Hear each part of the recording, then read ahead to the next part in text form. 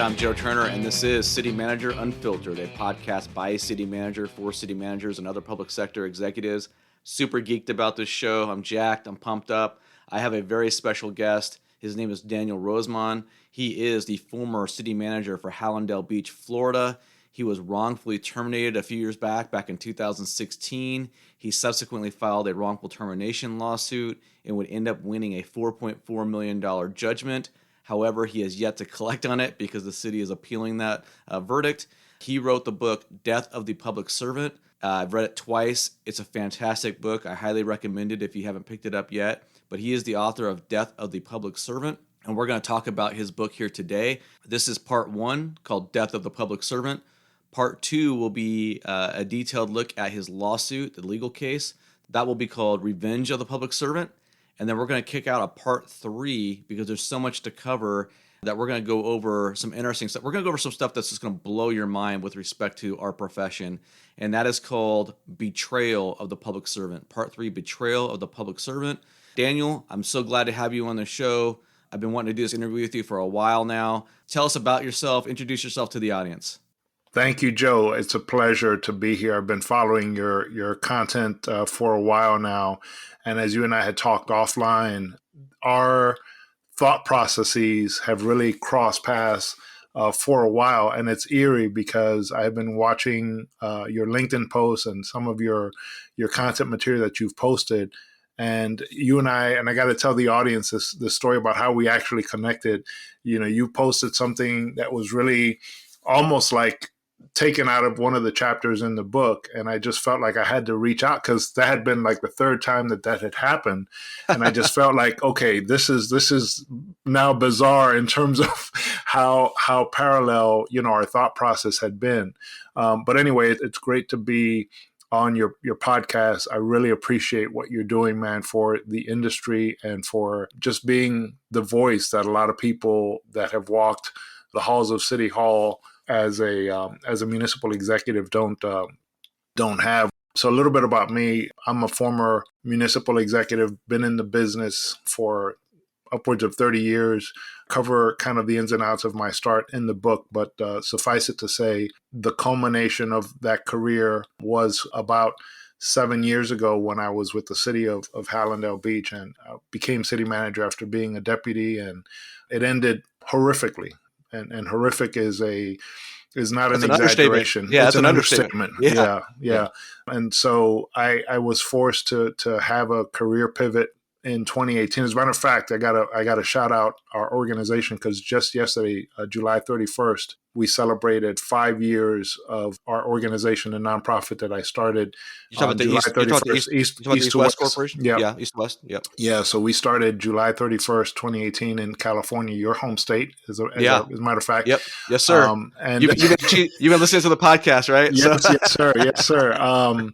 So we started really out of kind of not having any other options because I literally had no doors open to me. I had nowhere else to turn. And it was really the epitome of a Hail Mary pass. I just leveraged my past experience in the community development, affordable housing space. And I said, okay, I'm going to go for it because I really don't have any other options. And it was really one of those moments where you say, okay, this has got to work because I got nothing else. I got no other cards to play. I got no other options. When you reach a certain age, it's really difficult to start anew. If you're 25 or if you're 30, it's pretty customary to kind of have a career pivot or start a new business. And, you kind of figure, okay, if it doesn't work out, I can get a job somewhere else. But, once you hit the AARP age of 50, once you hit that plateau, it's not as simple. You don't get drafted. You don't get drafted, to use a sports vernacular. You don't get drafted once not a lot of upside, right? Not a lot of upside to you. Not a lot of treading the tires when you get that age, right? At least that's what they think, right? But I still have a passion to work. I still have a lot of knowledge and a lot of experience under my belt that I really felt like, okay, I want to do something meaningful, but I want to do it for myself. I want to do it differently in a sense that I didn't want to be at the behest of lawmakers, which was kind of what got me here. I wanted to do something where I could control the environment a little bit more and not put myself or my family through the horrors of what we went through. Stuff that we're still, as a matter of fact, dealing Dealing with, with. Yeah. So I think a lot of people think, oh, there's a book out. He won a settlement. Game over. You know what I mean? It's like, that's not the case at all, right, Daniel? We're going to get into some of those details not at here in all. this Not this at all. episode. This has been an ongoing battle, and it's crazy. I was sitting down prepping for this interview, and I was like, wow, this whole thing for Daniel started really in 2016. Here we are in 2023, and the man has had 7 years of his life being dragged through this whole ordeal. And yeah, we're going to get into that. I've spent so much time. I've read your book twice, and I wanted to Thank be you. prepped for this. Yeah, I wanted to be prepped for this interview for a few reasons. One is I just want my guests to know that I put 100% into what I'm doing here. I think you deserve that. You put a book out here, and it's like it's incumbent upon me to show respect to you as the guest and be prepared. I just think that's just a matter of work ethic and in your belief systems and so forth. But the other thing too, Daniel, and this is the first interview I've really kind of had some nerves or been a little nervous about, and why I say that is because your ordeal and the book that basically goes over this experience, it's so important, and it's such a eye-opening experience, I think, for all the city managers and all the aspiring public sector executives in the profession to read. I want to do it due justice. Let's not get it twisted. This isn't unicorns and rainbows. I've been debating how to start this interview. I think what I'm going to do is I'm going to start with this. Okay. I want to read a brief passage from your book. I think it's a great way to start this interview because it somewhat softens the dark realities of this profession with a little bit of humor. And I think every city manager needs to have at least a small piece of them that is amused by the dark humor. And you write about your being tapped to become the city manager at Hallandale Beach, right? So we're gonna start there. And you say, right, quote, "Most people starting a new job will experience what is referred to as a honeymoon period. I had no such honeymoon period. In fact, I would describe my transition from deputy city manager to city manager as a shotgun wedding, immediately followed by an intense marriage counseling." And then I would go on to add to that passage by stating that the bitter, nasty, expensive divorce would soon follow, right? Yes, with a long, drawn-out custody battle. I mean, here we are, man. It's War of the Roses here. I don't read book forwards very often. I very seldom read the forward to a book. I think they're usually kind of boring or whatever. I was reading yours, and I'm like, wow, this is going to be a different animal. Because when I read this, and I'm going to read this other passage, okay? It says, "Some endings, while having the appearance of being happy, possess bittersweet elements. And this is where we land, in the juxtaposition between a desired reality and the actual one."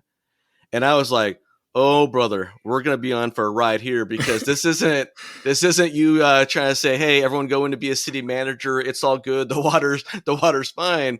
I mean, I was reading your book and I'm like, man, there's a lot of glimmers of optimism in some parts, but they're often drowned out by the dark clouds of your reality, right? Why don't you just kind of give me a general vibe of where you're at right now with the profession?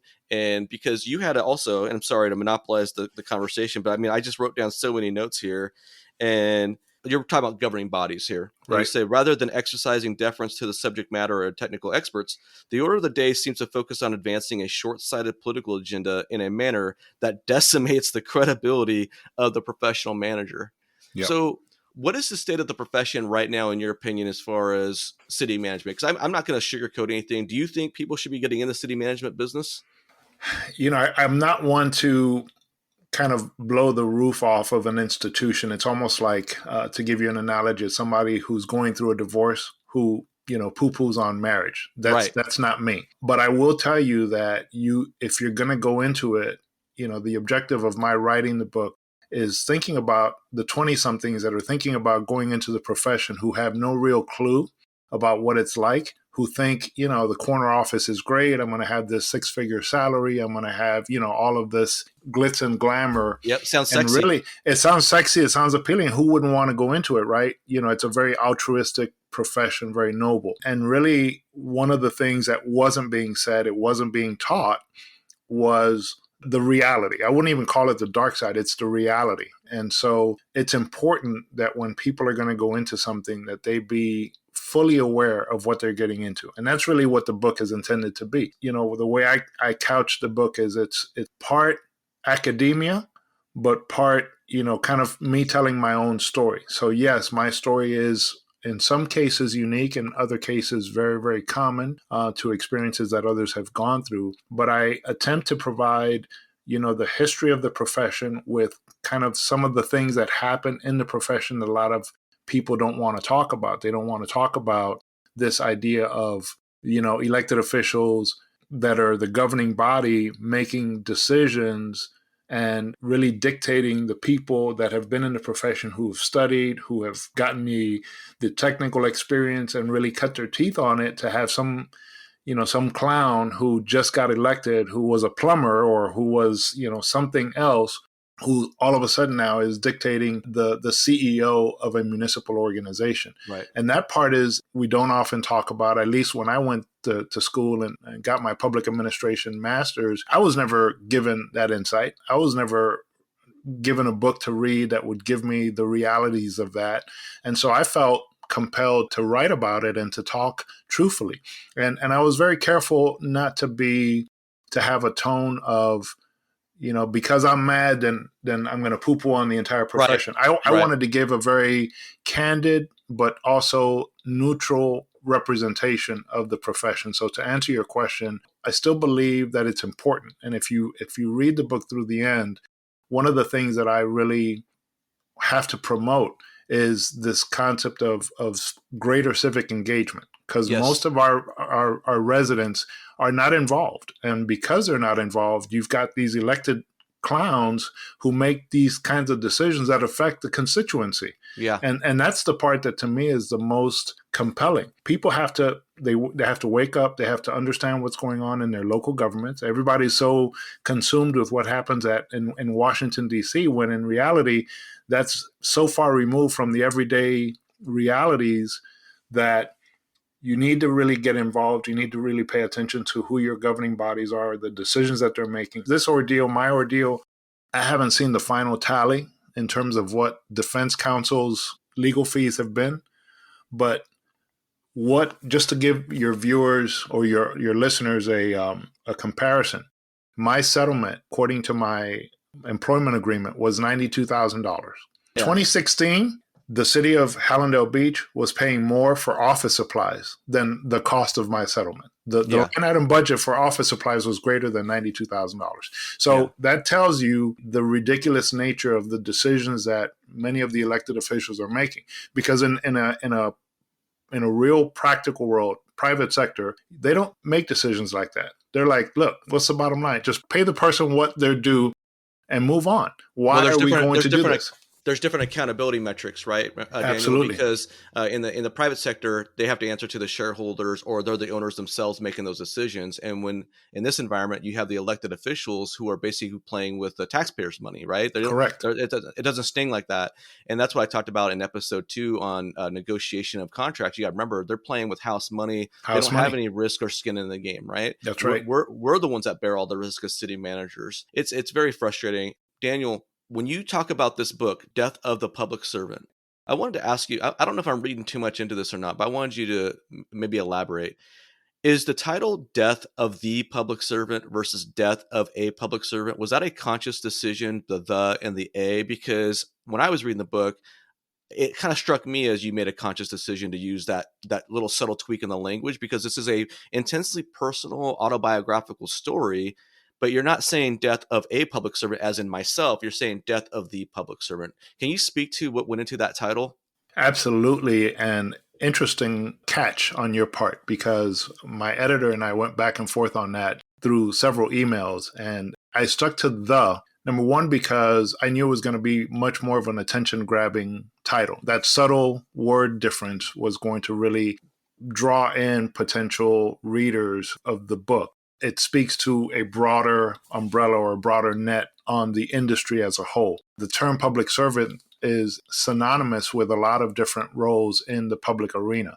And so if you get into the book early on, I describe what I'm specifically talking about, the role of a city manager. The use of the word was intentional for that purpose, but it was not necessarily intended to be a catch-all to say that this is what it's like in every single city manager or executive, municipal executive experience. Even though I will say that since you shouted me out initially on your podcast and on your LinkedIn, so many people that have bought the book who have read it have sent me notes saying, man, I'm so sorry for the experience you went through. And I went through a similar experience. And when I read your story, it just brought back tremendous memories. And I'm so glad that you wrote the book.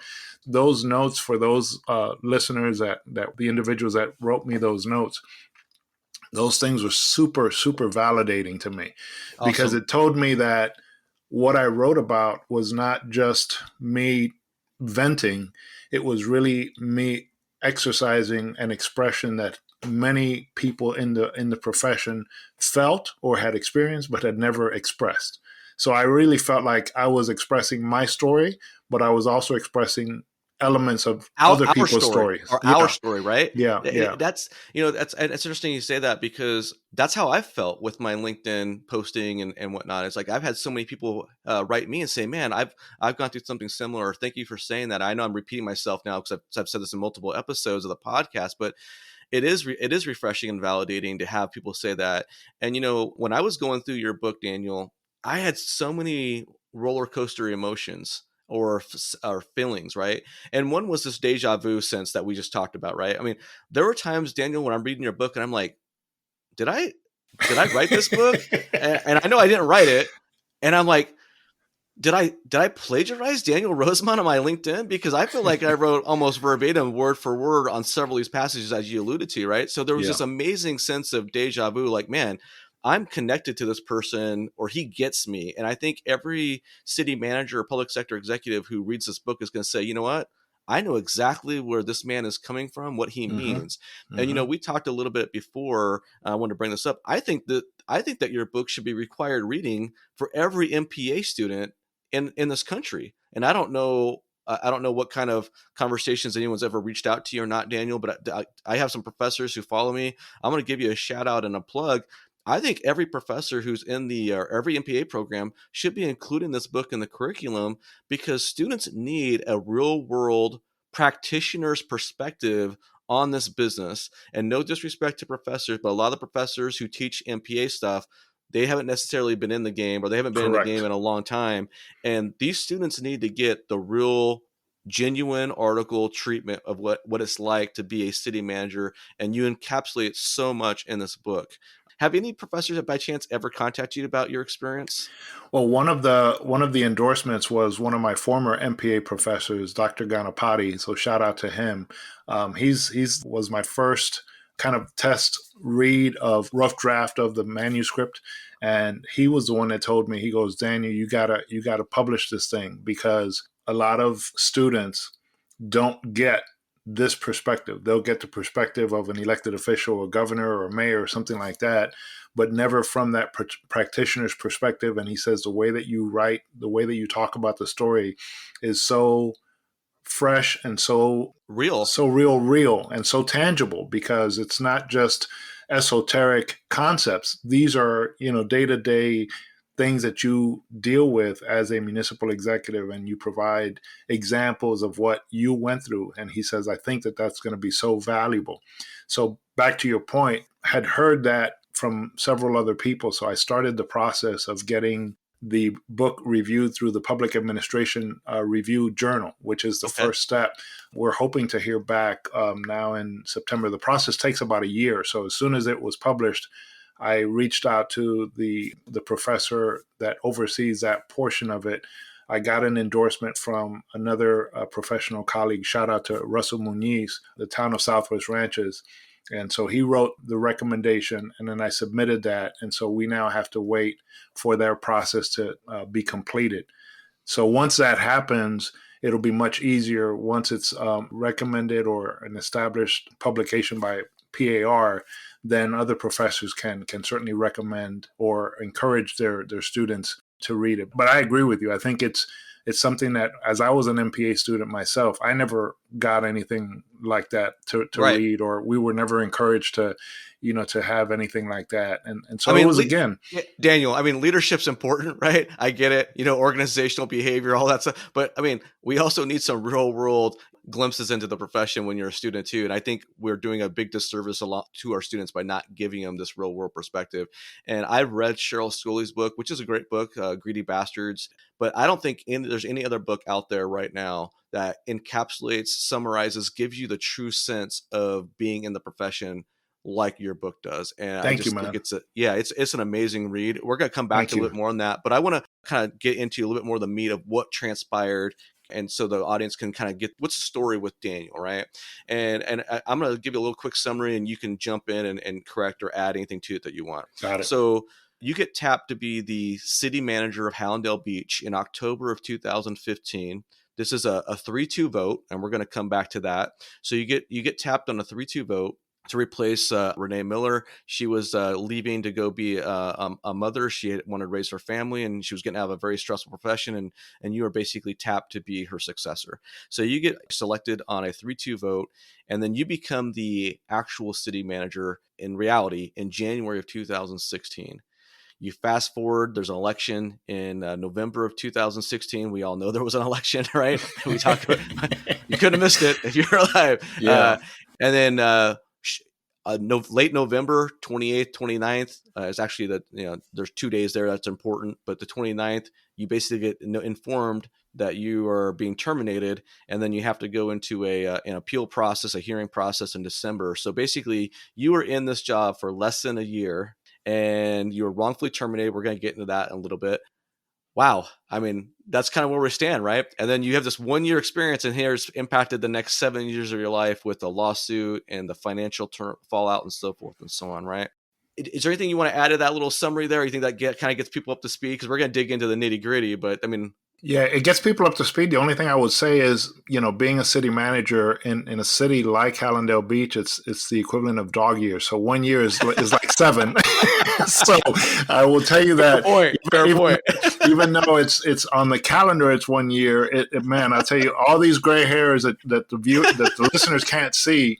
It's not because of my wife or my kids. It's really because of everything that I've gone through in that role, and others that have experienced being in a tumultuous city can appreciate the stress that it puts on you. It really does.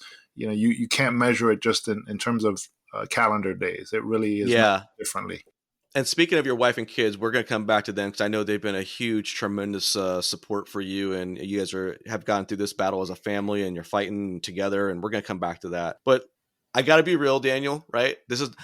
I'm an advocate for the profession. I'm a fan of yours, but I can't just throw you nothing but softballs, right? So you got it. What the hell were you thinking, brother, going into this job with a 3-2 vote? You had an election coming up. You had this mayor, Keith London, man. This guy is, I'm going to say he's a scumbag, it looks like, from everything I've seen. I've done some reading outside of this book and prep and whatnot. I'll just mention 2 words: anal bleaching. You can look it up yourself. Okay. This guy is you talk about elected clowns. This guy is a clown, not on the commission anymore. But, you got this 3-2 vote. You have a investigation into Lynn Whitfield, right? That's going on. That's kind of maybe a cloud or whatever like that.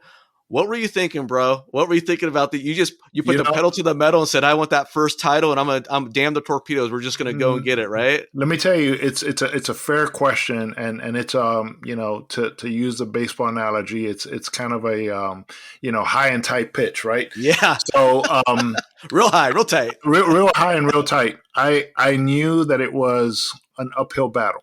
Number one, part of my personality to not take the easy road. When I was reflecting on everything that I had gone through, I had a lot of moments of reflection during this the early time in 2017.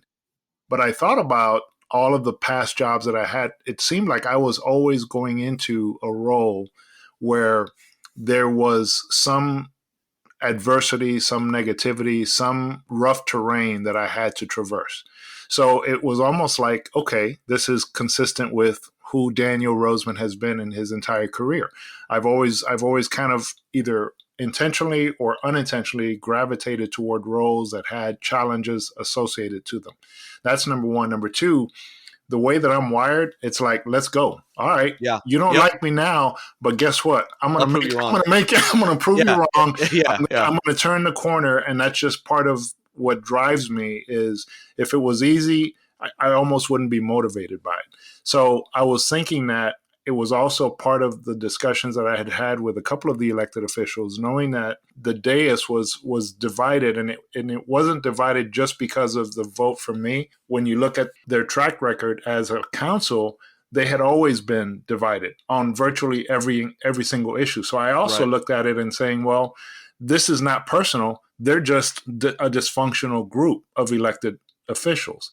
So I just went in there. I said, I'm going to be professional. I'm going to work my butt off, and we're going to get stuff done. And we're going to continue the work that Renee Miller had started in terms of her administration. And it was really that type of motivation that I said, we're going to get this thing done, and we're going to get to a point where the organization is going to be in a better place by the time that my journey in that. Certainly I didn't expect that it was going to be a short period of time, because I had a conversation with Mayor Cooper at the time, and she asked me, I never forget the conversation. I was at a conference in Seattle, and she says, if we support you, are you going to just be here for a couple of years and then you're just going to leave and go do something better? Or can we expect that you're going to be here for the long haul? And I said, Mayor, I'm committed for the long haul, because we had a parks bond program. We had significant capital improvements. I mean, there was a lot of stuff going on in the city at that time. And the continuity was really, really important for not only the health of the organization, but just in terms of the overall development that was going on in the city. Right. And so she asked me to give her a verbal commitment that I was not going to jump ship and take, some other job someplace else. And I told her, and my wife and I had talked about that, and I said, this is going to be a rough go at it, but we're committed for the long haul. Yeah, when Lazaro and London voted against your selection as city manager back in 2015, it was a 3-2 vote. Mm-hmm. They, in public, were saying that the reason they didn't want to support you was that they want to do a national recruitment. It wasn't necessarily an indictment on you per se, at least publicly. Did you get Right. the sense that that was a legitimate philosophical difference between the council and not take that personal? And that was like, oh, okay, I get that they want to have a national recruitment. It's not a reflection on me per se. It's just a process. Is that where you were at the time? No, and remember, I was, for the listeners, I had been a deputy city manager for 2.5 years prior to that point. So I had been seeing kind of where the split in terms of the dais had been Right. on virtually every issue. There was some inconsistencies with regard to how those two individuals specifically operated.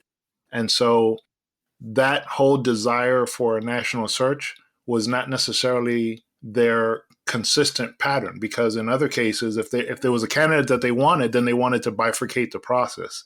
So Yeah. it was not necessarily them wanting to have good business being done.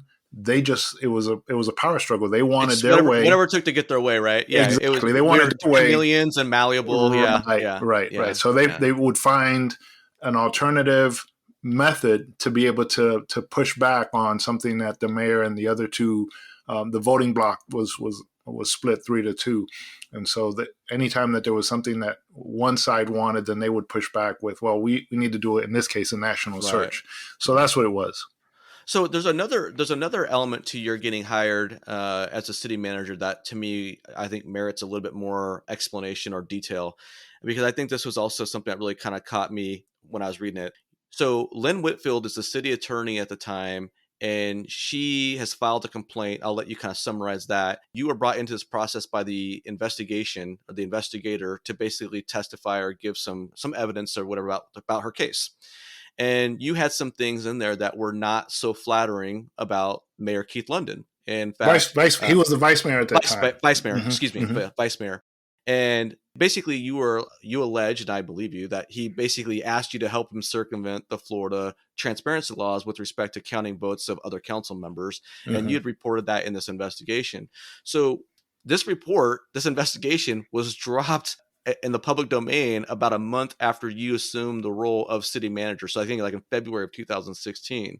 So Correct. when you're going through this process, this investigation, were you expecting this report to be public? Were you expecting it to come out a month after you took the job? Can you walk me through what was the process there? Because that was a huge, like, wow, this is really a bomb that's going off in my lap right now, I would think, moment.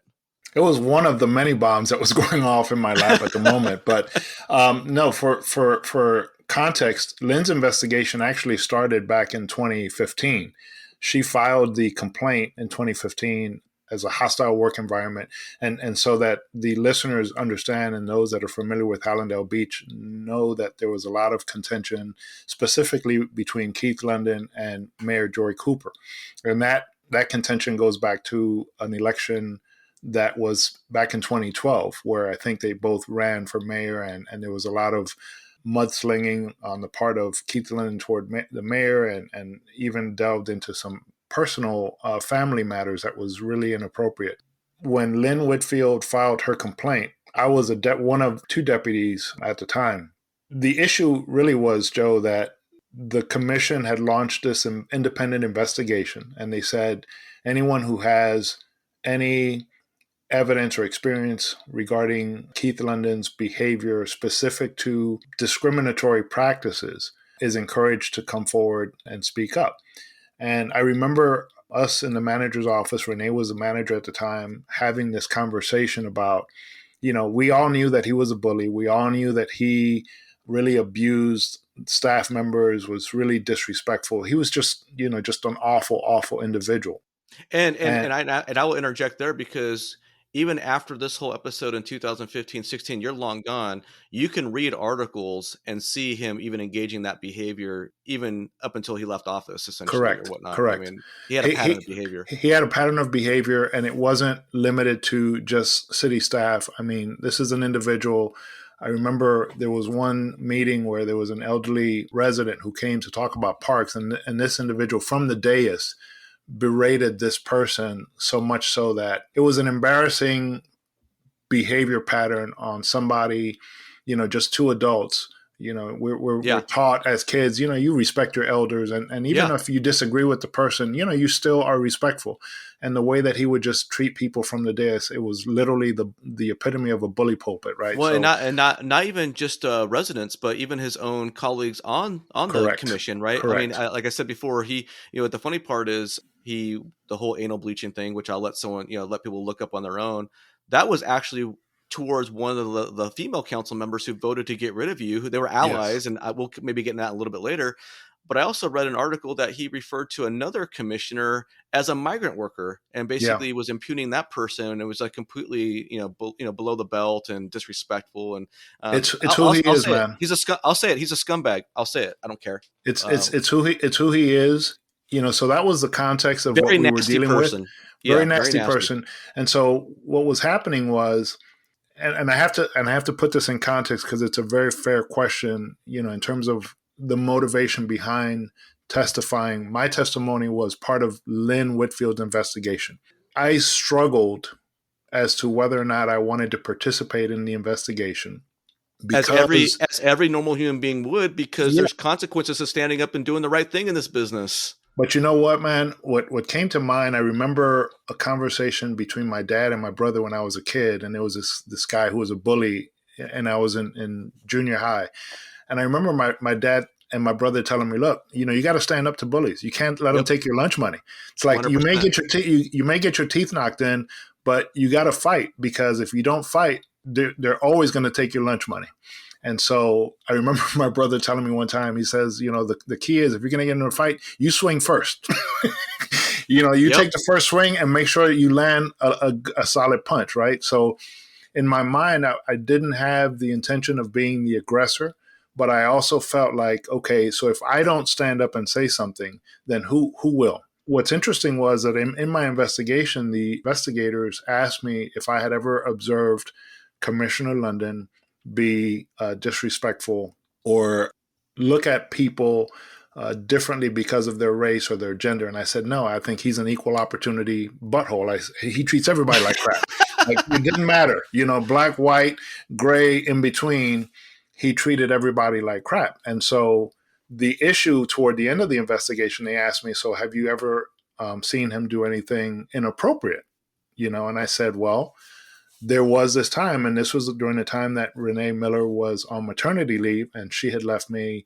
She didn't leave me in charge, but I was the director of the CRA. So during a CRA meeting, so the structure in the city of Hallandale Beach was that the commission was also the CRA board. And can you So tell the audience what CRA stands for sure, just for the? it's the Yeah. Community Redevelopment Agency. Okay. So some organizations have those redevelopment agencies, and they have a redevelopment area. So the city of Hallandale Beach has such an area. In this case, the city commission, the same governing body, was the body that also oversaw the policy making and the budget for the CRA. It was after a CRA meeting that he says, "Hey, I want to have breakfast with you." And that particular CRA meeting went to like 12:30 in the morning. And I'm thinking, I texted him that night. And I'm thinking, okay, we can reschedule because it was already late and I was going to have to be Yeah. up super early. And he's like, "Nope, I'll see you at 7:30." And I was like, "Great." So that next morning, I was there, and that's when the conversations happened about him wanting me to bring him information from another commissioner, the only African American commissioner on the dais. And so the context of the conversation amounted to me being what those in the DEA or the drug enforcement agencies refer to as a mule. You know, you have Right. somebody who is not making the drugs or selling the drugs, they're just moving the merchandise from one point to the other. So he wanted me to just move information Right. between this other commissioner and him because he wanted to essentially control the board. And so he did that twice. He did that at that breakfast meeting, and then he did it a second time during a conversation. And my family and I are on our way to Disney, and he calls me and he's like, "Hey, Deputy City Manager Rosemond, remember our conversation, and remember that I need to know what's going on in the Yeah. Northwest District." And Hint, hint. yeah. So I was like, okay, I heard you. And I didn't say yay or nay. I just acknowledged that he said that. Yeah. And so that was my testimony that I shared that. The investigators looked at me and says, "Well, you know that is akin to violating the Sunshine Law." And I'm like, "Yeah, that may be, but it was a private conversation. How do you prove that?" Right. Yeah. Yeah. So that's what came out in the report, and how they wrote it. It was like, if in fact the conversation happened as this individual stated it did, that would be a violation of the Florida Sunshine Law. So that statement was in the executive summary, which dropped February of 2016, about a month after I had been appointed city manager officially. So you had to know that bomb was going to drop at some point after you Oh became yeah, I knew it because I had read the draft from the the investigator. So I mean, I was like, okay, well, strap on your seatbelt because it's gonna get even bumpier. Get bumpy. Yeah, exactly. But again, truth was on my side, and I having that kind of mindset of, what, all right, I needed to say something. I spoke honestly because I said to the investigator, I've never seen him be disparaging to people of color or females specifically. But there was this one incident, and my testimony was in response to a specific question. It wasn't like me trying to fabricate information. My participation in the investigation was really part of leadership. And I'm going to tell you why. There were many department directors who would often complain to Renee and to the other staff in the city manager's office about Keith London's bully behavior. Many of those individuals chose not to participate in the investigation. They punked out. Right. Plain and simple. They wanted to save their hide. They wanted to save their hide. They would always complain, and Renee would even say to them, "Folks, this is your chance. If in fact he has said something to you that you feel is inappropriate, participate in the investigation. We're not going to tell you what to say.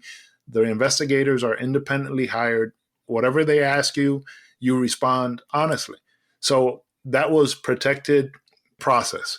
So you didn't have to fear that it was going to get back to him necessarily, right, even though the report provided eventually the actual testimony. Yeah. But it was really, for me, it was part of leadership because I was a deputy at the time. And if I didn't participate, even having my own experiences with this individual, then how could we expect others to want to come forward? So for me, it was part of my leadership. And, I want to talk about something that you just mentioned a few times, and I really want to praise you for it. I can say politically incorrect things. I'm not afraid to touch the third rail and talk on some taboo topics, right, Daniel? And I will tell you that as a white manager, I found it refreshing that when I read your book, it wasn't littered with, oh, this I'm being attacked because of the color of my skin or my background or anything like that. And you had every opportunity. You were dragged through the coals. You had every opportunity to pile on and say, you know what, this son of a bitch is a racist, he's a bigot, whatever. And it could have been he said, she said, and you didn't do that. And I think that speaks to your character. And the reason why I bring this up, Daniel, is because I know that when I was reading your book, I could tell that your faith was very important to you. It was, you didn't beat the reader over the head with it and say, "Look at me, I'm a Christian," or "I go to church every Sunday," or anything like that. But I could read it and I could sense that your faith, your belief in God, is a very strong part of your life. It's a very strong component of how your family operates, you and your wife.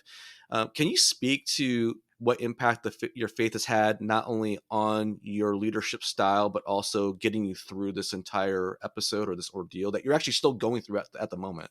Correct. And thank you for the opportunity to, to talk about that. And that was, even that was an intentional, when you asked me earlier about the word in the title of the book, the Right. B versus A. When I was writing the manuscript, it was one of those moments of, kind of a fork in the road. Do I delve into this? Because when you're shopping for publishers, the first thing they want to ask you is, who's your target audience? What genre is the book gonna be?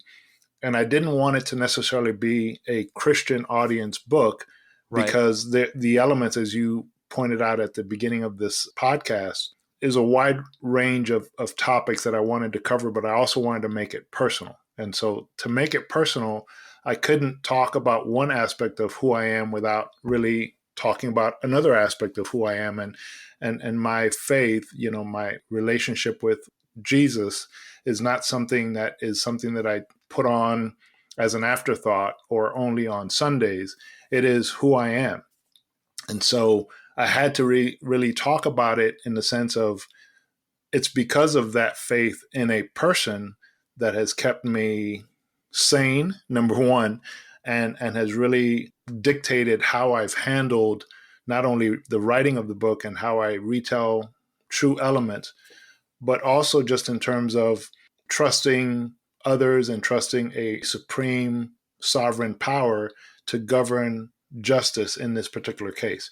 And that's a very hard thing to do, because I can tell you that even as a Christian, there have been things that I have been bothered by, and that I've even in my prayer time will say to God, I'm like, I don't understand why this particular thing is happening. I don't Right. understand why this particular thing is taking so long. I don't understand why you're allowing the enemy or the Right. opposing person to get away with this.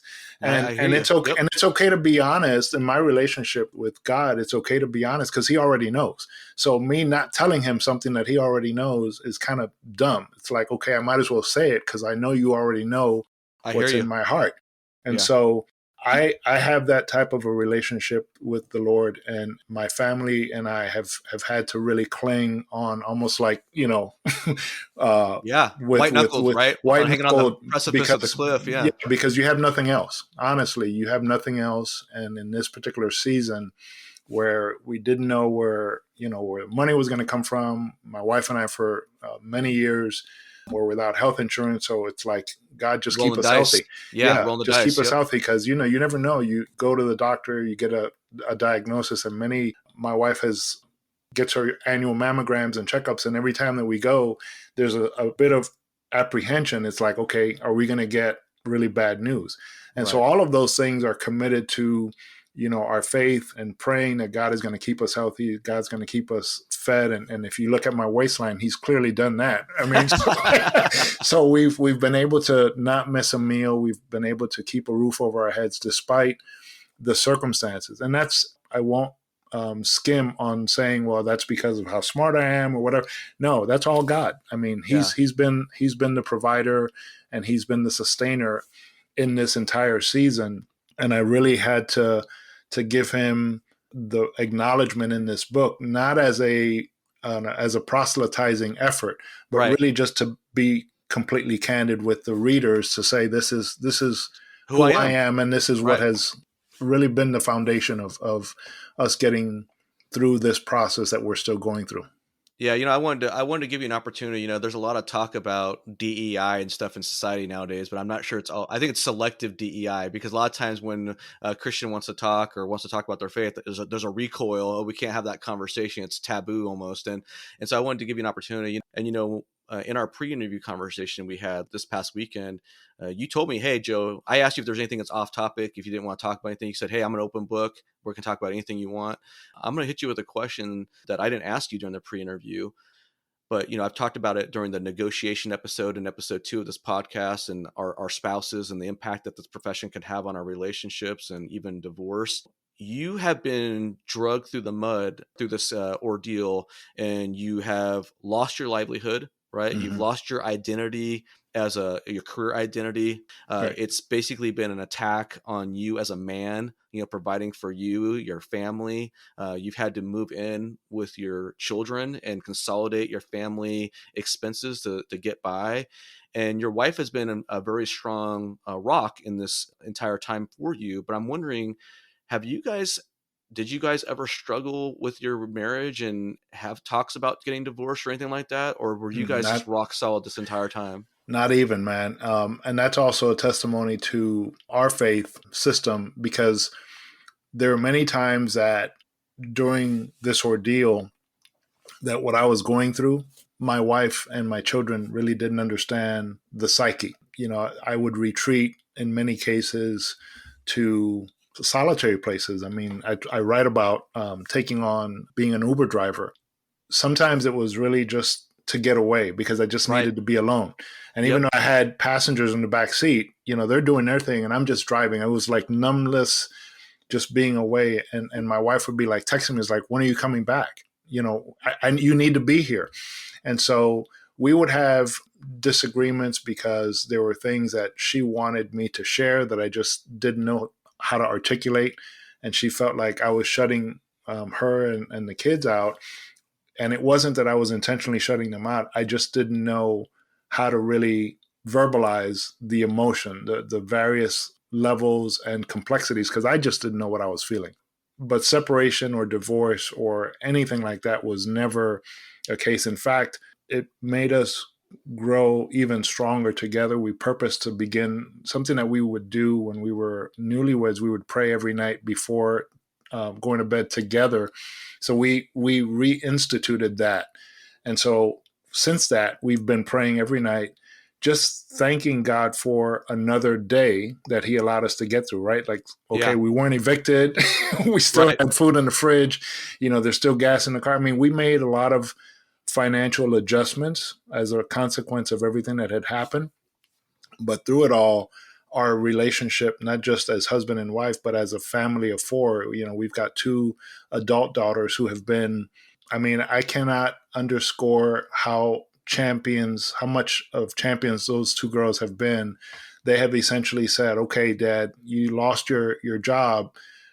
We're going to pool our resources. They could have easily said, look, you lost your job, sucks for you, but I got a life to live, right? They could Right. have easily Right. done that and no one would have faulted them, but they have said, we're going to pull through this together. You've always been there for us, and now is our turn to help you guys out. And to this day, they continue to be such amazing women of God that their relationship with God has also been tested, but they've also had a resolve to say, we're going to get through this together. So never has there been a conversation about separation or breakup of the family. In fact, I think we have bonded together so much so that it's almost like an unhealthy, it's an Yeah. unhealthy bond because it's almost like if you Well, you're know, all you've had. You're all you've had. we're of all, and so now the girls joke is like, okay, if I meet a guy now, it's like, yeah, I don't know, I don't know if you're gonna be able to, I don't know if you're gonna be able to make it, in this nucleus that we have, because you got to really be able to tap into what we each share, because we all have different roles and we all have a unique perspective, and it's just been a tremendous stability. In addition to our faith, the nucleus of our family has been a tremendous stability. And I can tell you that I wouldn't have made it. I would have been, literally on the funny farm or eating out of, like one of my attorneys said, people eat out of trash bags for less than what you've gone through. Yeah. So the fact that we've been together, we've been able to maintain or regain a sense of humor has been, just a testament to our faith, but also just the strength of our family resolve. Well, reading your book, I could tell that these women in your life are just beautiful women. They've been very strong and supportive of what you're doing. And your wife just sounds like a special person. I know you talk a little bit about how she gets her strength from her relationship with God. And I'm not trying to turn this into a sermon or anything like that, but I think it's important that the audience understands that when you get dragged through something like this, that turns your life literally upside down, that you have your faith to fall back on. What I'm trying to get some kind of convey is it's important for individuals to have that faith in something or outside of them, I think, whatever that is, to help get them through the hard times, because there's going to be hard times in this profession, this business, and I'm glad you had that to get through. I want to pivot a little bit back to your situation, because there's the election happens in November of 2016, and this is where things get a really kind of confusing to me. So the election's like November 8th or something like that. Right. And then the new council members who got elected, the new one and the one who got reelected, they got basically seated or sworn in before the election was even certified, and Correct. they're firing you before you're even certified, before they're even certified. I don't even understand how that legally was allowed to happen. Was this a part of your actual case, your wrongful termination case? I mean, how legally was that even allowed to I'm just so confused by that part of the story. So can you explain to the reader or to the listeners how somebody who is elected to office and before the election's even certified, they can vote to fire you? What happened Well, there? it's really, the simple way of putting it is, in a local body governance, you have what's called the charter, which is what is the equivalent of the constitution of that governing body and how they do business. And some charters are very explicit. Some charters are very, limited in terms of the detail that they provide. Suffice it to say that the city of Hallandale Beach in November of 2016 broke a lot of rules. They did things that were outside of the charter, outside of their own policies, outside of just even past behavior. They just had an intention, and it was clearly an intention to retaliate against Lynn Whitfield and myself, the two individuals, Lynn's investigation that she launched and my testimony in that investigation. Once the power shifted there, it was all hands on deck to really try to get this thing done immediately. It was almost like this insatiable desire to get back at us as soon as they possibly could, without even waiting the proper length of time to go through the proper, channels and make sure that nothing would be above reproach or outside of the charter and the policies of the city. That's something that always trips me out about this, Daniel, because I've written about numerous city managers who've gotten fired over the last year on my LinkedIn page. And one of the reoccurring themes is like, dude, if you want to fire us, you can fire us. We're big boys and girls. We know how to take it. It's not hard. Just fire us the right way. And Right. it's so many of these elected officials. They want to violate the law, or they want to speed things up by even just a few days. When if they would just wait and do things with a natural rule of law or what the process is, they would protect them and the city from being sued. In many ways, it just But trips me out. let me just say this, and this is something that I talk about in the book. The reason why they do that, Joe, is because they can. Yes, power, right? Well, it's not just power, but there's no consequence. True. There's Absolutely, you're there's right. no You're personal right. consequence to them. So you could be an elected official, as was the case in the city of Hallandale Beach. You could be an elected official who says, okay, I'm going to violate the law. I'm going to pay for attorneys to protect us. And it doesn't matter because I can never be personally sued. And at the end of the day, the legal fees and whatever outcome is never going to come out of my personal pocket. The taxpayers are going to bear the brunt of that. So That's right. that's the reason why they do it. Because if And you you do talk about that in your book. You talk about it's called absolute immunity, and I'm going to let you correct, expand on that in a second, okay?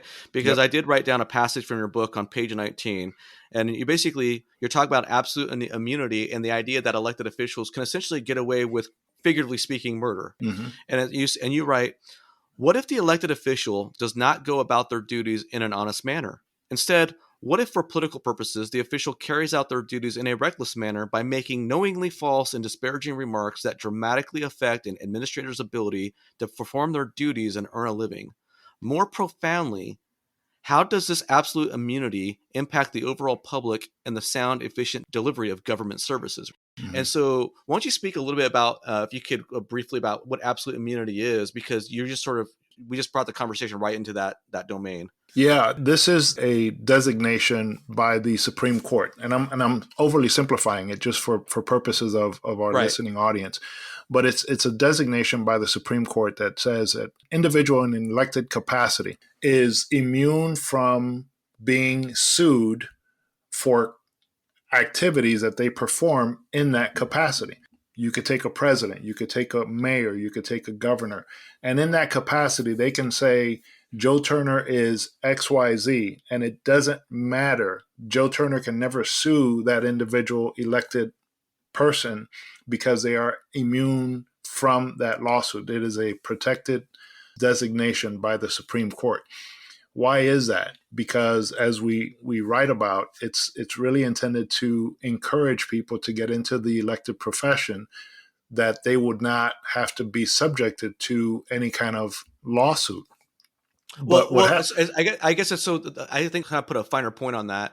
It's so elected officials don't have to fear being sued left and right by every Tom, Dick, and Harry out there just because they opened their mouth or they said something that was, unpopular, correct, right? And correct. I think we both agree that there's some legitimacy to that. And we understand why that exists. But to the larger point is when you have elected officials who are knowingly, blatantly behaving with such disregard, there's still no consequences for them, and That is that's correct. the problem. And That's the that's why problem. they do it. As Right. the many of the posts and the articles that you've covered, they do it because they can. They do it because there's never going to be a hit to their pocketbook, right? You Yep. could, if you knew that you could drive 100 miles an hour and never get a ticket, you would drive 100 miles an hour and never get a ticket. Right. But if you knew, if you've got your GPS, right, and you knew, and the voice comes on and says, hey, there's a speed check ahead, you're going to slow down. Or if you see a state trooper, you're going to slow down. Why? Because Right. you don't want to get hit by that $200 speeding ticket. Amen. So that's what happens if you don't fear a consequence, then your behavior just continues to become more and more reckless. And so that's why this happens to the city managers in this profession, because we are governed by individuals who are protected by this designation, who don't ever have to fear not just being sued, but having to personally pay back. Yeah, and this kind of leads into another passage in your book later on page 83. The question we must ask ourselves as a progressive society is, do we want professional managers who are more concerned with keeping their jobs rather than ensuring a nonpartisan and ethically run organization, right? Right. And so when you compound this immunity process, this getting away with whatever you want to do for an elected official, what it really does is it degrades the ability for individuals to provide competent, ethical, independent leadership in the organization. And taken to its logical conclusion, you're just going to go into a banana republic style corruption, the graft and the nepotism, all that stuff that goes on with it, because there's nothing that's going to protect the city manager in those environments, right? Because you're just a sitting duck. And then you add to that, let's assume that manager is 2 months shy of getting a review and an extension on their employment contract. Maybe that manager is 2 years away from retirement, and they're like, okay, I just need another 2 years to be able to retire and be done. Right. But now all of a sudden this egregious behavior is evidenced, and that person is left or is confronted with a choice of, do I speak up and risk my contract extension and Right. forfeit my potential retirement, or do I stay quiet and just like let it go because I'm Yeah. just really focused on what's in it for me? And that's the dilemma. And what I wanted to talk about is that when you find yourself, or when we find ourselves in municipal or public administration roles, what ends up happening is that we are diluting or watering down good governance, because now everybody's in for themselves. It's Right. like now you're thinking, okay, I'm not going to say anything because I've got two kids in college, or I've got a second mortgage that I got to pay off, or I've got a disabled elderly parent that I have to take care of. I cannot risk speaking up and doing what I know is morally and ethically right because I'm going to put at risk everything that I'm responsible for? And that's a Yes. bigger question that we have to ask ourselves, because now you are saying to those individuals who should say something, the ones who have access to all of this information that the general public doesn't see, look away and saying, well, you know what? I'm just going to let that go because there's too much at risk for Well, me. I wasn't planning on going to this part of the conversation, but we're just kind of naturally going there now. There's a section in your book where you talk about the dance of diplomacy, I believe. I don't Yep. have it in my notes here, but you talk about some of the nuances of being a manager, and when do you put your foot down? When do you throw the red flag up on a certain behavior? When do you let things slide to grease the wheels, right? And there's levels to this game of being a city manager. There's things that I just recently posted about it on my own LinkedIn platform. There's things that you don't get taught in MPA school, and there's things that they can't teach you in MPA school, right, brother? Unless you've actually walked in those shoes, That's right? it, man. And there's a lot of challenges. So it's like, it was really fascinating. Just that chapter, that section on the dance of diplomacy and those nuances of being a city manager, and when do you call out certain things versus let it slide? Because you talk about like, I can't call out everything. If I called out everything, I'd be dismissed. I can't get anything done. I can't work with this governing body, right? And And you'd get the reputation of being somebody who does that. Then the recruiters label you as the person who calls out everything, and they're never going to advance your resume to the next job. So that dance is not just within that organization that you're in. It's thinking about the next organization that you might be in. I want to do a little quick kind of detour, but related. I'm not a fan, and I've talked about this before. I'm not a fan of the Florida severance cap of 20 weeks. Illinois has a 20-week severance cap for city managers. New Jersey, I think, has a 12-week. I really think that by limiting and capping those severance payouts, you actually put the balance of power too much into the hands of the elected officials, and that leads to poor governance. That leads to less effective city managers who are going to be less principled, because 20 weeks doesn't pay the bills nowadays, man. When you got a house that costs you $400,000 or $500,000, you're paying 6% to sell that house to move someplace or whatnot. What are your thoughts on the cap and its impact on the cap on severance, and it's how it impacts a manager's ability to be independent, ethical, and a strong leader? What are your thoughts on that? You hit it, man. It's a penance, and it really just impedes the manager's ability to have negotiation leverage on their side. And when I say negotiation leverage, I mean you have issues that come up. You're thinking, all right, if this blows up in my face, I've only got 20 weeks in it, and that may not be enough. So it puts all of the leverage on the part of the governing body and very little on the part of the city manager who's left out to dry. It really doesn't represent the cost of transitioning from one position to the next. And it's really just something that needs to be there's a lot of things that this journey caused me to really reflect and uncover, and that was part of the other motivation in writing the book, and that is there's so many elements to this profession that not only impact the individuals in the profession, but impact everybody else. And I just believe that you really have to throw it all away and start really from a basis of what makes sense in this day and age and in this economy. Right. And so I think that, for instance, managers should be given, kind of like, head coaches is like, okay, Guaranteed I got contracts, I got maybe? a guaranteed contract for 3 years, and these Yeah. are the objectives that you want me to reach.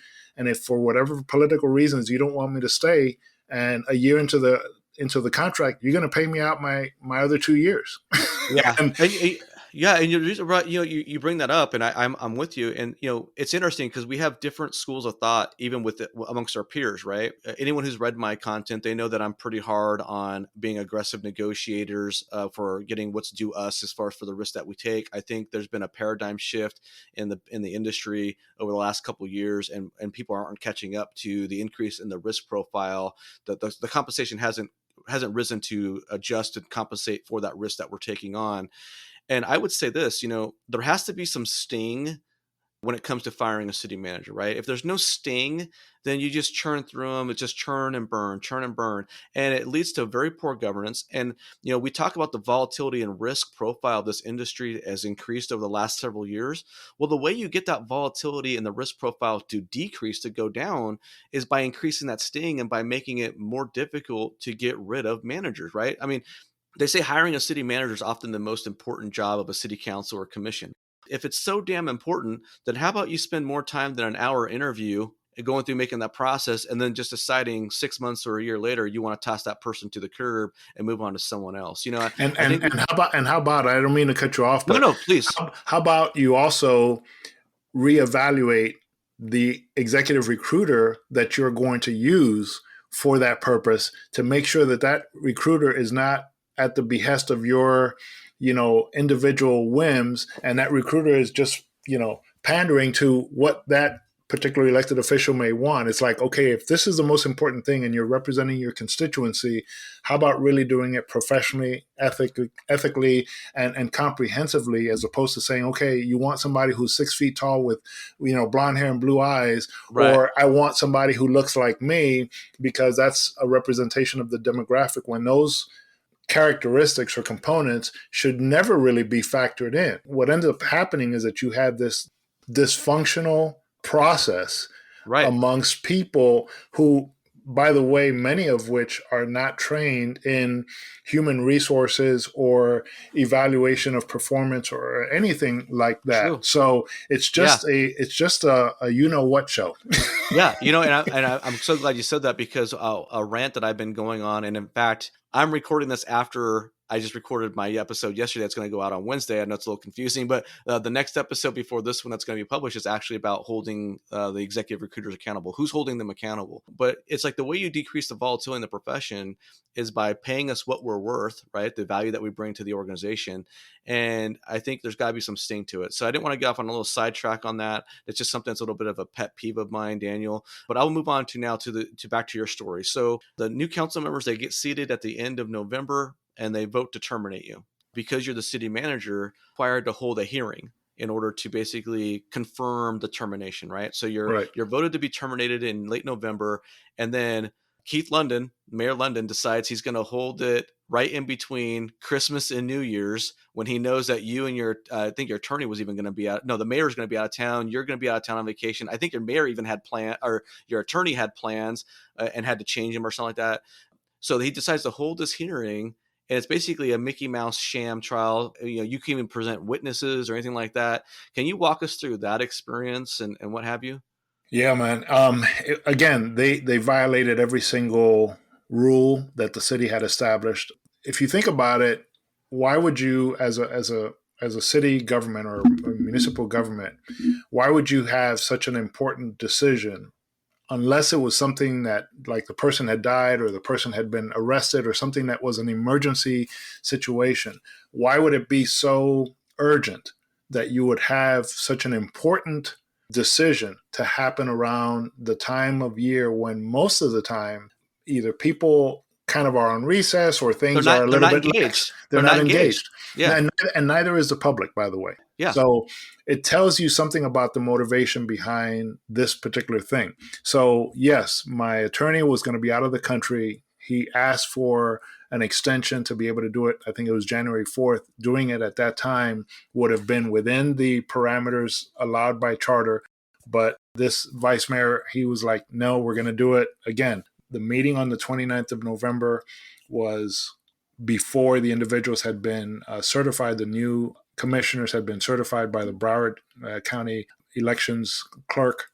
And then they held a hearing, and I had to get new attorneys up to speed so that they could go and have the hearing, which was a sham court. They didn't allow us to question the commission. They didn't allow us to call witnesses. All we could do was pretty much akin to a presentation that a developer would give. It's like, okay, here's what you're accusing this man of, and here are the facts that refute it.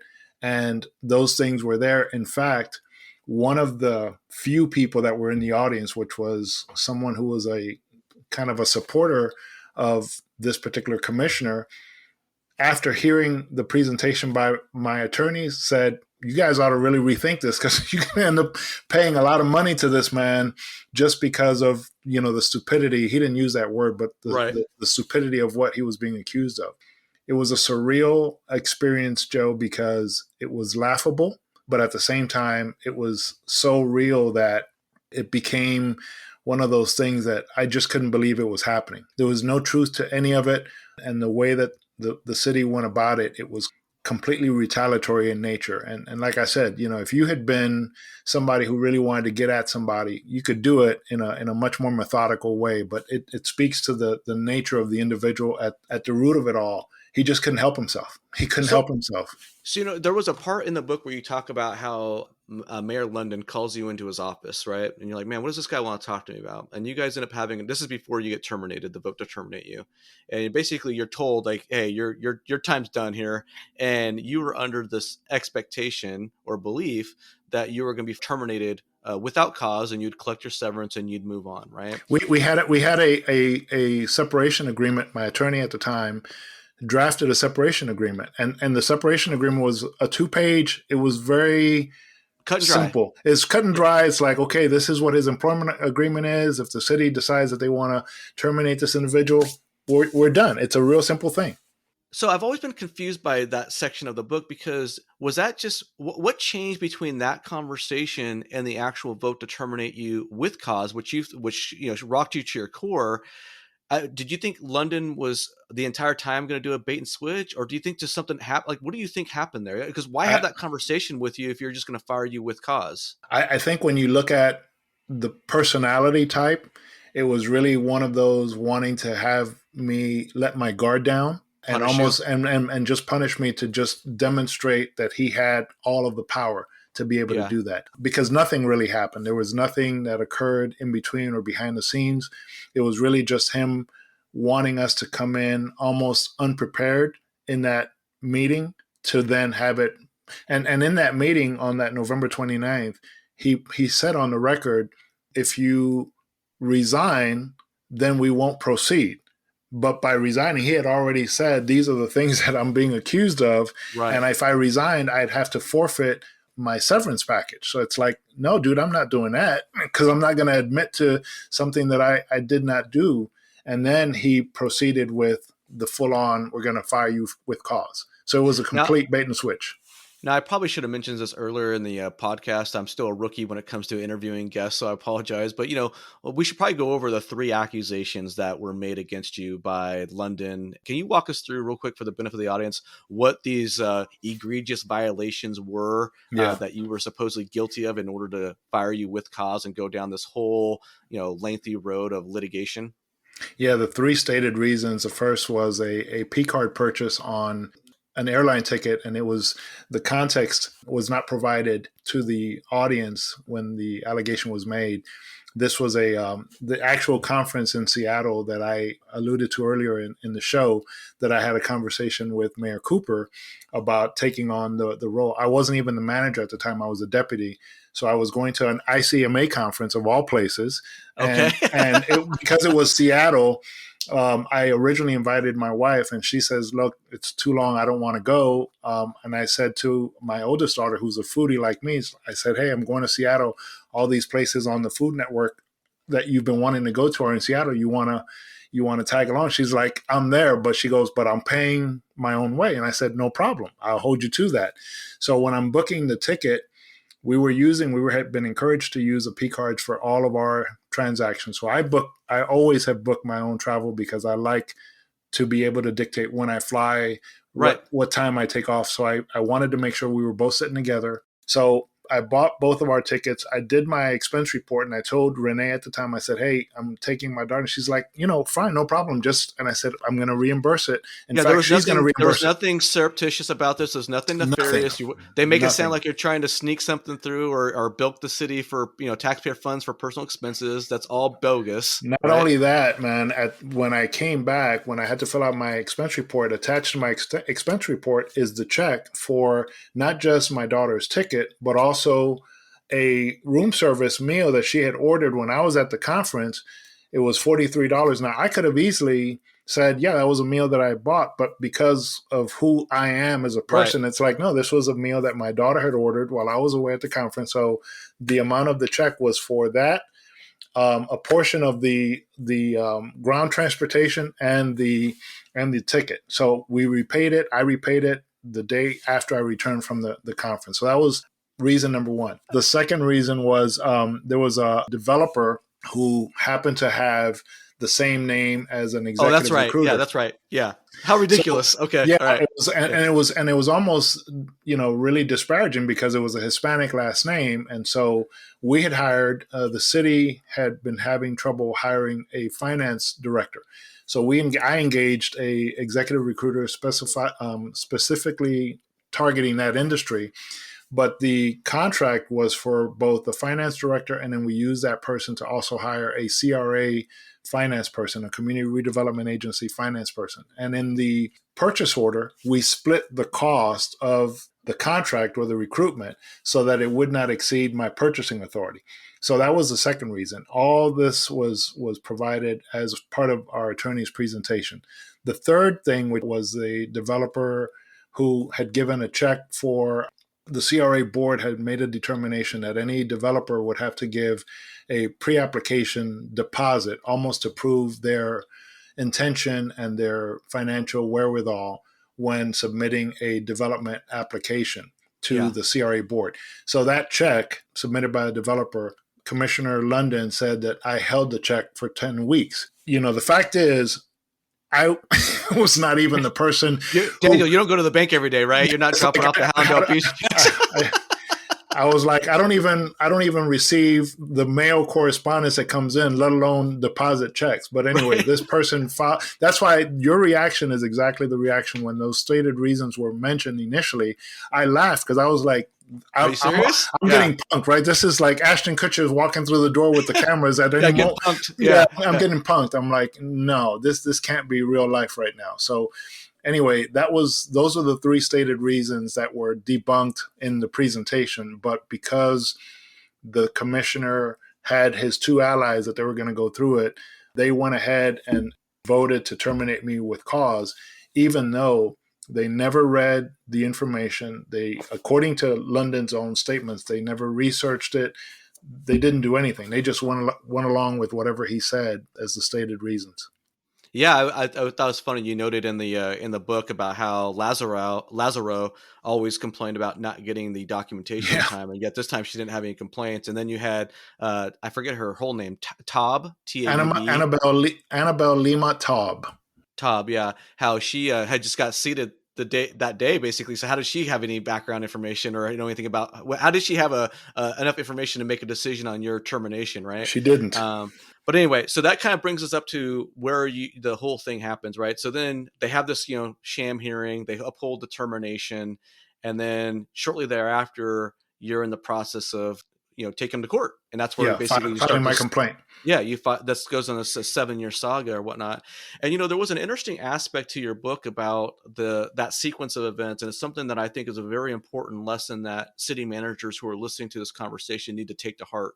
But you talked about how it was a fortuitous that you had been talking to your counsel who was representing you at the hearing about maybe being prepared for litigation or something like that. And I think what's important about this discussion is that a lot of city managers, they find themselves in a situation where they're being fired or they're under the gun, and then they're scrambling to find legal representation under the gun, right? And they're facing time limits or deadlines and things like that. I think it's very important that city managers be more proactive in having those be preemptive and having those sort of resources and those professionals in their corner lined up before things go bad, right? Like we need to be more prepared in our, we would never allow our city, or we would never want our city to be in a reactionary sort of like, situation, whether it's a disaster or something like that, right? We want to pride ourselves on being preemptive, proactive. But I don't think a lot of us do that when it comes to our own careers and protecting our reputations in our profession. Do you have any thoughts on that? I do. In fact, one of your podcasts talked about, and one of the mantras of this podcast, City Manager Unfiltered, is to really help managers or prospective managers really not only nail their interviews, but really maximize their employment contracts. So to your point, I never had an attorney review my employment agreement. My employment agreement was essentially the same employment agreement that Renee had with Right. just the name change and the salary change. But thinking back, I probably should have looked at it and said, hey, let me get an attorney, my own private attorney, to review it, to do a little bit of research on the city and maybe add elements that would be a protection to me. It's almost akin to a prenuptial agreement, right? It's like, okay, Absolutely. even though we're I not, talked about that, and I we talked about talk that on the about that. podcast. Yeah. It's Yeah. like we're not planning on divorcing, but in the event that we do, I'm getting the house. Like Yes. that type of preemptive strategy. And as managers, those of us who have been committed to the profession, we never really think self-preservation mode. We're always thinking, Yes. how do I preserve the public good? How do I do what's in the best interest of the constituency and of the city that I'm charged to lead? Oh, The and last to go person even one we step, think about. and then, well, yeah, and also our staff, right? That's the crux of the city manager problem right now is that, and I'm not trying to make it sound like we're these noble, saints or anything like that, but I mean, as city managers, we're geared mentally towards putting everything and everyone else, the organization, staff, ahead of ourselves, right? Correct. We take the blame whenever it's not our fault because the buck stops with us. It's we're Right. not going to throw a subordinate under the bus or something in a public meeting because that looks like crap too, right? We're damned if we do, damned if we don't, and we seldom ever get credit Right. because it goes to the elected officials or to Right. the subordinates, right? Because I Right. mean, you know what I mean. So it's like we have this mentality of like we're public servants and we're not in this for the money. It's like I'm not saying that we need to have a me, and it's all about me, selfish, get everything I can mindset. But there needs to be some balance in this equation, right? We do need to spend some time and understand, hey, we got to protect our self-interest, our family. We got to put ourselves in the best position to succeed, right? By Mm-hmm. having strong contracts, by having these protections. These protections and these, have an attorney look at your contracts, so forth. Those are all designed not just to protect you in the event that things go bad, but to also ensure good, strong governance because there is a healthy check and balance in the system between the manager and the organization. And I think we're losing sight of that. Absolutely. And we're losing sight of the vulnerable climate and environment that we're going into. And in many cases, we always think going into that role, as I did, when we talked about this earlier, it was a 3-2 vote and it was a contentious thing.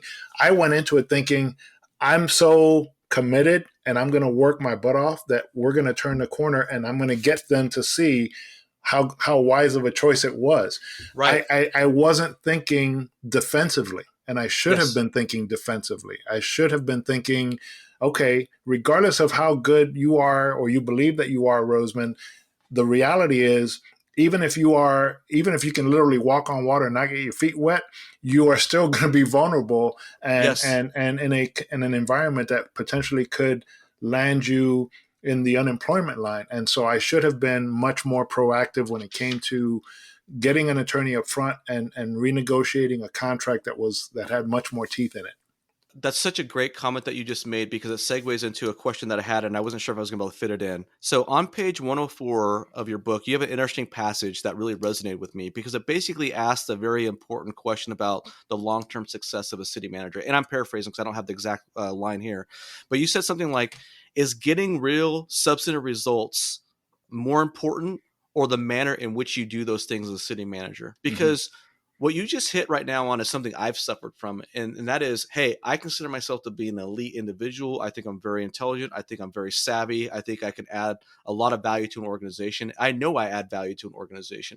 But I've learned in my short career that oftentimes, especially with the political dynamics and how council members are influenced by residents and other stakeholder groups in their community, sometimes it does not matter how strong the results you are. What's more important is whether or not you pissed off a specific person or whether or not people like you or they think Mm-hmm. that you're approachable or whatnot, right?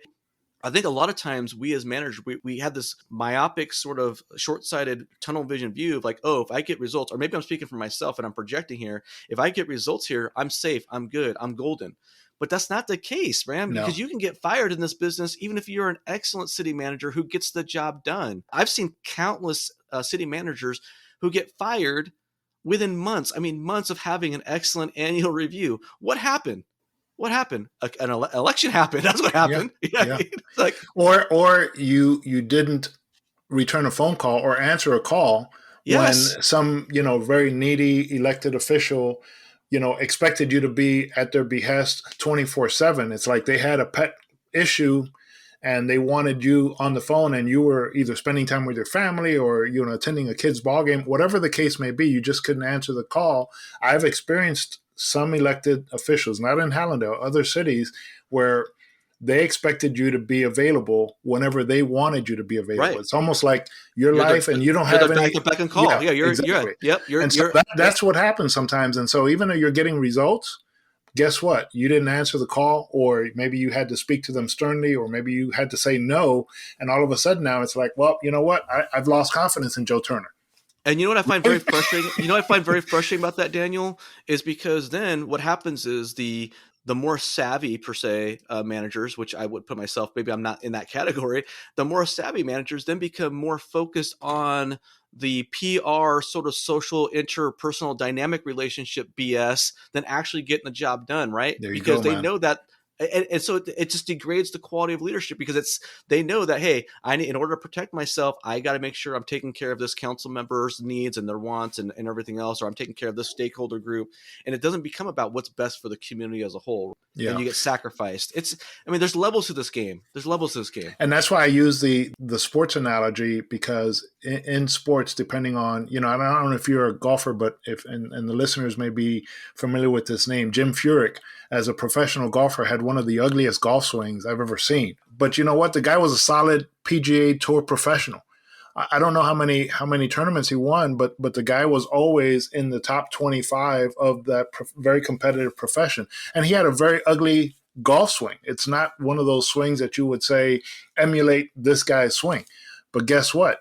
The results are what matters, and that's what I talk about here. Is that in sports, you could have ugly mechanics, but if you get the results, you're going to be in the lineup. You're going to be in the game. You're going to get the endorsements because people are looking for the results. In this particular profession, in the city manager profession, it really, the results are important, yes, but sometimes it's the non tangible things. It's the approachableness, or how you are schmoozing your elected Right. body and making them feel like, okay, commissioner, we'll do it your way. It's like you have to almost compromise your own disposition or your own management style to be able to keep your job. And that's a real thing that a lot of people either don't talk about or are not aware of because they've never been in the environment where they've had to do that. Yeah, so true. And let's talk about some results real quick that you've had, right? Because I don't want to paint this whole doom and gloom and woe is us and don't be enter the profession, right? It's a challenging profession, right? But we're all in this business for a reason. I know one of the reasons I'm in this business is because I want to deliver results that have a meaningful impact on people. That's why I'm in this business. You had an interesting situation, a very accomplishment you are very proud of that I wanted to focus on, because honestly, this was my favorite line in the book. And you were working in Miami Gardens. You were in the community development, director of community development or something like that. And Right. this is out of the Great Recession. You were working on the neighborhood stabilization program and spending down funds. And there was a section in there where you talked about that work. Could you briefly summarize what you did there, because you were very proud of what you accomplished there, and I wanted to highlight something that was very important to me when I read your book. Yeah, I'm still very proud of that accomplishment. So the neighborhood stabilization program was part of the Housing and Economic Recovery Act that was signed into law in 2009. And Miami Gardens at the time, or continues to be, an entitlement city. For listeners that don't know what that means, those are cities that reach a certain threshold of population and who are eligible to receive funds from the federal government for community and economic development efforts. So the city of Miami Gardens had received neighborhood stabilization program dollars, and we were the first city in the entire country to purchase, rehabilitate, and sell a abandoned foreclosed property to an income eligible first time home buyer. And that accomplishment was celebrated by the Secretary of HUD at the time, Sean Donovan, through a press conference. And I didn't realize how big of a deal it was until after the fact. And I was like, Oh my gosh. I can't believe Yeah, that. When somebody says, you're the first of anything, and I didn't realize that none of the other entitlements in all of the entire country had gotten to that point. I remember Secretary Donovan at the time saying, we've got, off camera, he says, we've got entitlements who have not even spent down $1 of the, that's right. NSP dollars. And here you guys have actually already sold the unit. And I literally was just floored by what we had accomplished. And I say we because it was a collective effort. We had a staff of 3 people, but we had an extended team of realtors, of contractors, of other professionals that we had engaged and leveraged on top of all of the networking within the departments in the city to make sure that, hey, people's checks went out on time and that we had inspections done on a timely basis. So there was a lot of moving parts. So it was really one of those proud moments, not just because of what we had done, but at the moment, I was remembering the face of that single mom of 2 kids who was standing next to Secretary Donovan, knowing that those 2 young boys' lives were going to be forever changed because their mom was going to be a first-time homeowner. And Yeah. and that part was the part that really gave me goosebumps and still does to this day, because I was part of something that changed the financial legacy of that family. Now I don't know whatever happened with that, but to know Right. that you had a part in changing the trajectory of that family's life financially and socioeconomically was tremendous. Can I tell you something, Daniel? I'm gonna read my favorite line in your entire book, and I think it's gonna surprise a lot of people based off what they see my content on LinkedIn and everything else. But this is literally my favorite line. It's related to the story. It's on page 67. I didn't drive home from work that night. I simply drifted on cloud nine all the way to my doorstep. End quote. To me, that's it right there for me. Yeah. That's I've had a few of those moments. They're far and in between, unfortunately, in this profession. But I've had a few of those moments, Daniel, and that to me encapsulates why I'm in this business. I've never read a line that really sort of like just sort of encapsulated why I'm in this business. That was the line for me in your book. That's my favorite line, and Wow. I just think that's amazing. I've had people, and rightfully and fairly, criticize me on LinkedIn, constructively, not negatively, about my content maybe being too negative and whatnot. And I want to let people know, like, man, this is why we're in this business, I think, Mm-hmm. right? To make these Mm-hmm. impacts, to have that sense of accomplishment that that you're making an impact on the world, that you're making an impact on an individual person's life, which is what we get to do at the local level. Like we literally get to tackle projects and ideas that impact people directly at the local level. And I think that's one of the coolest things about being a city manager. Joe, people don't get into this profession because you're going to be, a Jeff Bezos type billionaire, right? You get Right. into this profession because you want those moments to say, you know what, I joined the organization and this is where we were. And after 3 years, 5 years, however many years in the organization, you left it better than when you got there. And it could be a result in terms of what the community looks like, in terms of the aesthetics, or it could be in terms of the strength of the leadership within the organization that you've been able to cultivate, or just the way that you now govern or are much more transparent or are able to make government much more accessible to the average resident who doesn't know how government works. Most people don't.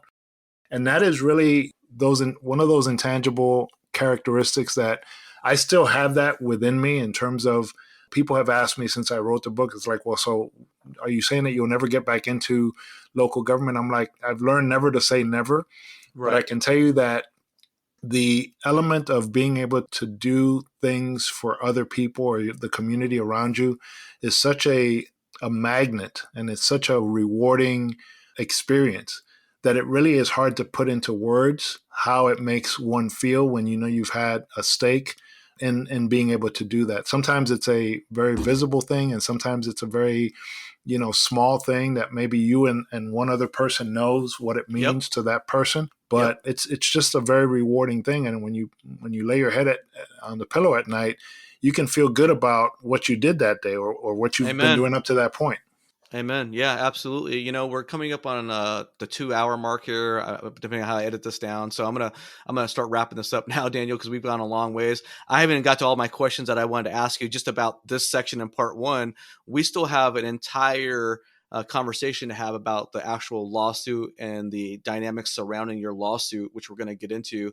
But I wanted to end this first part of the podcast with an uplifting sort of note there. I mean, it's a tough business to be in, and it's easy for us to lose sight of why we are in this business, or for people who are sort of following along and maybe not in the profession to say, oh man, why would anyone ever get into this business? Well, I focus on a lot of the negative stuff because I know why I'm in the business, right? I want to make that difference, and I want to make that impact on people's lives. But my focus, I feel, my calling right now is to help us as professionals be better professionals and protect us in our workplace and so forth and so on. So I think some people get a little bit confused by the quantity of the negative stories I put out on LinkedIn. And it's like, I haven't fallen out of love with the profession. You know what I mean? I love Hmm. what we do. I love the impact we can have on individuals, but we need to have these tough conversations about how these things are impacting us as individuals, as people, how they're impacting our families. And we need to be more proactive in fighting for and advocating on behalf of ourselves as professionals, which I don't think we have right now in the current environment. So we're going to wrap up with this interview. We're going to come back and do a part two, and we're going to talk about the lawsuit in more detail. Daniel, do you have any final parting words or anything for this episode? I would continue to applaud what you're doing, Joe, on this podcast because it's absolutely necessary to your listeners and those that have been critical that you tend to take a slant on the profession that is somewhat negative. I would say to that there's enough of the other slant out there in terms of Yeah. content. And Amen. so you don't need to hear more of the same. You need to hear a different side, the real side of this profession. And it's not intended to say that you or I are not proponents or supporters. Obviously, our body of work shows differently, but it's important that we speak up and when things are not right, just like what we would do in our roles, when things are not right, you need to uncover it, man. You need to address it. And that's what you're doing. So I applaud your efforts on this platform. Thank you very much. Hey, Daniel, I've had an absolute blast with this episode.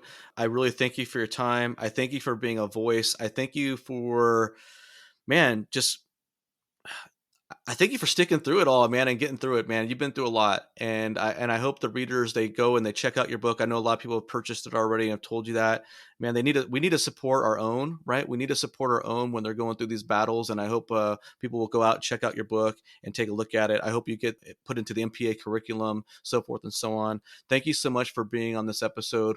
We're Thank going to you. come back, and you're very welcome. We're going to come back and do another part two here in the very near future. And until next time, I'm Joe Turner. I'm the host of City Manager Unfiltered, a podcast by a city manager for city managers and other public sector executives. If you like this content, please rate and review the podcast on the platform of your choice. Thank you very much. And until next time, see ya.